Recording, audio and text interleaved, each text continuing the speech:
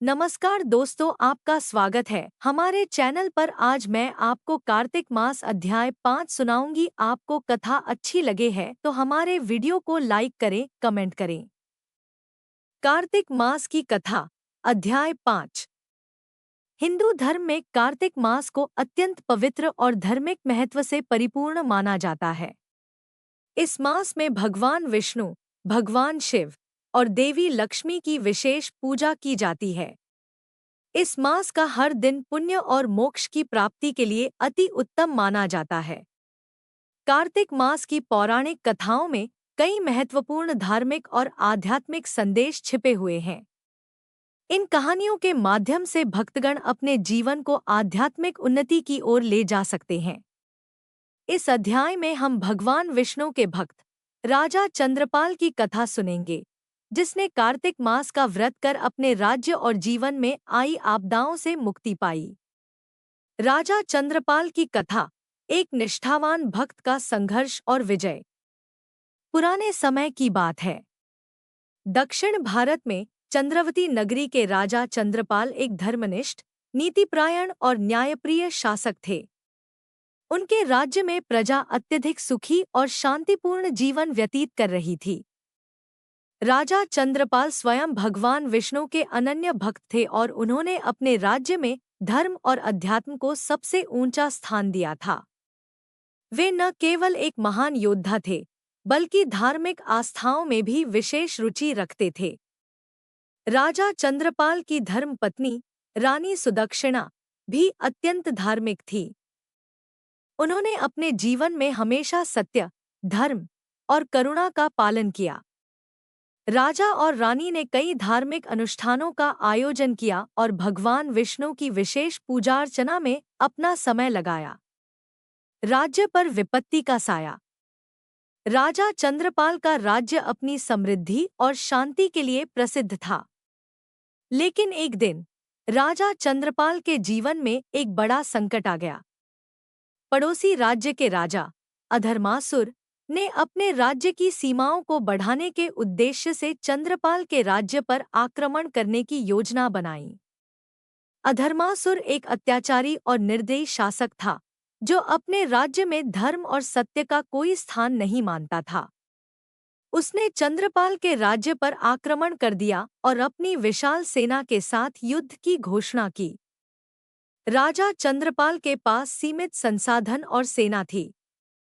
उन्होंने देखा कि अधर्मासुर की सेना बहुत बड़ी और शक्तिशाली है। युद्ध की स्थिति ने पूरे राज्य में भय और चिंता का माहौल बना दिया। राजा चंद्रपाल इस संकट से अत्यंत चिंतित हो गए और उन्होंने भगवान विष्णु से इस संकट से बचाने की प्रार्थना की। उन्होंने अपने गुरु से परामर्श लिया, जो एक महान संत और भगवान विष्णु के अनन्य भक्त थे। गुरु का परामर्श और कार्तिक मास का व्रत। गुरु ने राजा चंद्रपाल को आश्वासन दिया और उन्हें कार्तिक मास का व्रत करने का सुझाव दिया। उन्होंने कहा, हे राजन, कार्तिक मास भगवान विष्णु का प्रिय मास है। इस मास में जो भी भक्त सच्चे मन से व्रत और तपस्या करता है, उसे भगवान विष्णु की कृपा अवश्य प्राप्त होती है। तुम इस व्रत का पालन करो और भगवान विष्णु तुम्हारे राज्य की रक्षा अवश्य करेंगे। राजा चंद्रपाल ने गुरु की आज्ञा का पालन करते हुए कार्तिक मास का व्रत करने का संकल्प लिया।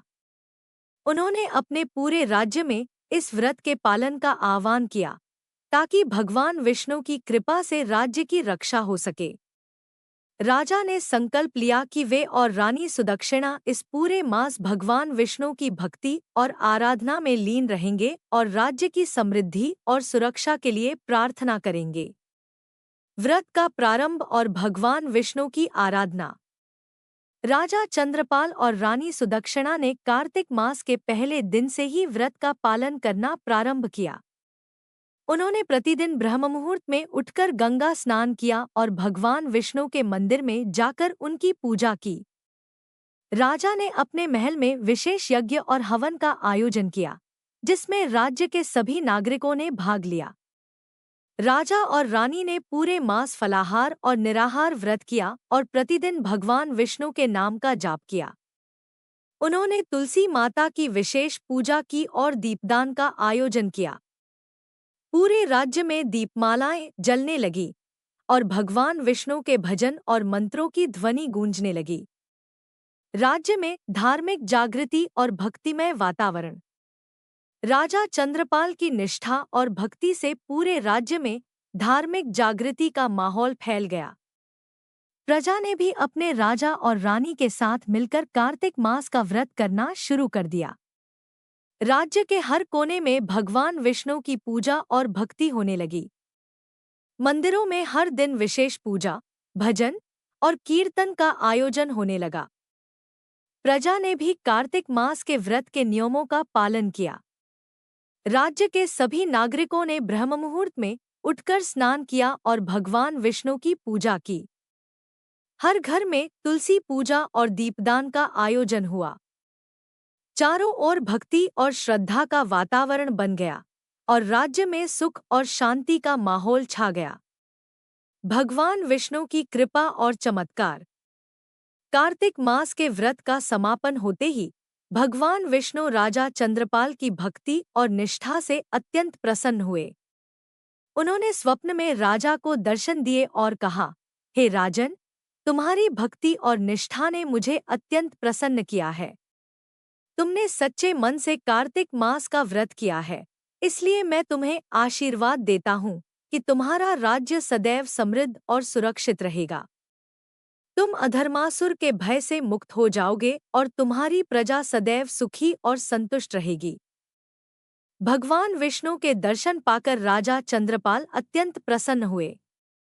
उन्होंने भगवान का धन्यवाद किया और अपनी रानी के साथ भगवान के चरणों में नतमस्तक हुए। राजा ने इस शुभ संदेश को पूरे राज्य में फैलाया और सभी नागरिकों को भगवान विष्णु की कृपा के बारे में बताया। युद्ध में विजय और राज्य की समृद्धि। भगवान विष्णु के आशीर्वाद के बाद राजा चंद्रपाल ने अपनी सेना को युद्ध के लिए तैयार किया। उन्होंने अपने सैनिकों को भगवान विष्णु के आशीर्वाद का संदेश दिया और उन्हें धैर्य और साहस के साथ युद्ध लड़ने के लिए प्रेरित किया।